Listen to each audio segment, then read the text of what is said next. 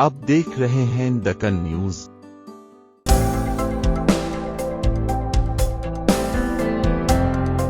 नौसेना ने पुष्टि की, भारतीय तट से 400 किलोमीटर पश्चिम में व्यापारी जहाज ड्रोन की चपेट में आ गया। नौसेना के अधिकारियों ने कहा कि हमले के क्षेत्र और जहाज पर पाए गए मलबे का विश्लेषण ड्रोन हमले की ओर इशारा करता है और सभी विवरणों का पता लगाने के लिए आगे फोरेंसिक और तकनीकी विश्लेषण की आवश्यकता होगी। नौसेना के एक विश्लेषण से आज इसकी पुष्टि हुई कि व्यापारी जहाज एमवी केम प्लूटो को भारतीय समुद्र तट से 400 किलोमीटर दूर एक ड्रोन ने टक्कर मार दी थी।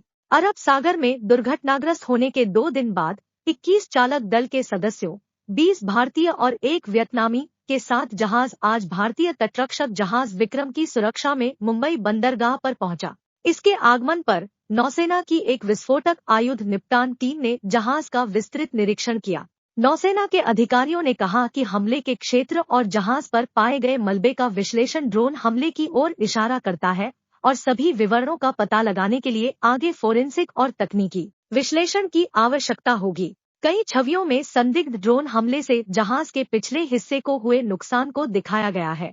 यह हमला 7 अक्टूबर को इजराइल हमास युद्ध की शुरुआत के बाद से महत्वपूर्ण लाल सागर शिपिंग लेन पर यमन के ईरान समर्थित हौथी विद्रोहियों द्वारा नए ड्रोन और मिसाइल हमलों की झड़ी के बीच हुआ, जिसमें समूह ने गाजा के साथ एकजुटता से काम करने का दावा किया था। अधिकारियों ने कहा कि अरब सागर में वाणिज्यिक जहाजों पर हाल के हमलों के बीच नौसेना ने क्षेत्र में निवारक उपस्थिति बनाए रखने के लिए युद्धपोत INS मोरमुगांव, INS कोच्चि और INS कोलकाता को तैनात किया है। उन्होंने कहा कि लंबी दूरी के समुद्री टोही विमान P-8I को नियमित रूप से डोमेन जागरूकता बनाए रखने का काम सौंपा जा रहा है। पेंटागन ने दावा किया कि टैंकर जहाज को ईरान से दागे गए ड्रोन द्वारा निशाना बनाया गया था। तेहरान द्वारा समर्थित हमास पर इजराइल के युद्ध की शुरुआत के बाद यह पहली बार था जब पेंटागन ने खुले तौर पर ईरान पर जहाजों को सीधे निशाना बनाने का आरोप लगाया था। यूके मैरीटाइम ट्रेड ऑपरेशंस या UKMTO द्वारा जहाज पर ड्रोन हमले की सूचना दिए जाने के तुरंत बाद नौसेना और भारतीय तट रक्षक शनिवार को एक युद्धपोत और समुद्री गश्ती विमान सहित अपनी संपत्ति तैनात करके कार्रवाई में जुट गए। UKMTO एक ब्रिटिश सैन्य संगठन है जो समुद्री सुरक्षा जानकारी प्रदान करता है और बड़े पैमाने पर समुद्री घटनाओं में शामिल व्यापारी जहाजों के लिए संपर्क के प्राथमिक बिंदु के रूप में कार्य करता है।